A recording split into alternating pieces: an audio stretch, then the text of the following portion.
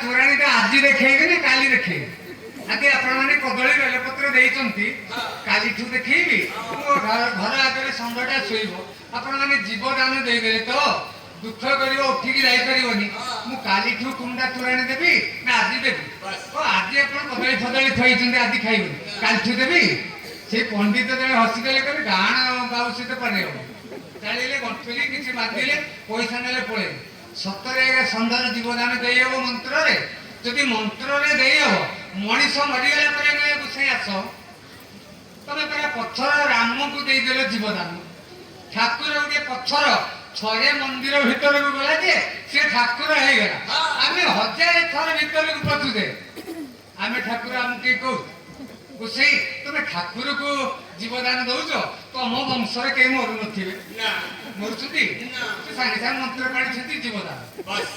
ଚକ୍ଷୁଦାନ ଦଉଛନ୍ତି, କଣ ହବ? ଆମ ସେଠି ପାଖରେ ଦୁର୍ଗା ମୁଣ୍ଡରେ ପେପର ବନ୍ଧା ହବ ନା କଣ? ନା ଚକ୍ଷୁଦାନ ଦିଆଯିବ, ବେଲ ବରଣ। ଚକ୍ଷୁଦାନ ଦବ ନା ବେଲ ବରଣ ପରେ? ମୁଁ ନନା ଆପଣଙ୍କ ଘରେ ତ କାହାରି ଆଖି ଖରାପ ନଥିବ, ଆଖି ଡାକ୍ତର ପାଖକୁ ଯାଉନଥିବେ। ଆମ ରାସଗନ୍ଧପୁର ରଙ୍ଗାମାଟିଆ ନେଲେ କଟକ ଭୁବନେଶ୍ୱର କେହି ଯାଉନଥିବେ। କାହିଁକି? ସେ ଆପଣ ପୁରା ମୂର୍ତ୍ତିରେ, ମୃତରୁ ମୂର୍ତ୍ତି ଦୁର୍ଗାଙ୍କର ଚକ୍ଷୁଦାନ କରୁଛନ୍ତି। ଆଉ ଆପଣଙ୍କ ଘରେ ଯାହାର ଏ ଚକ୍ଷୁ 40 ପଡ଼ିଲେ ମନ୍ତ୍ର ପାଣି କାମ କରିବନି? ବିପଥଗାମୀ ମଣିଷ ଆମେ ବିପଥଗାମୀ ମଣିଷ।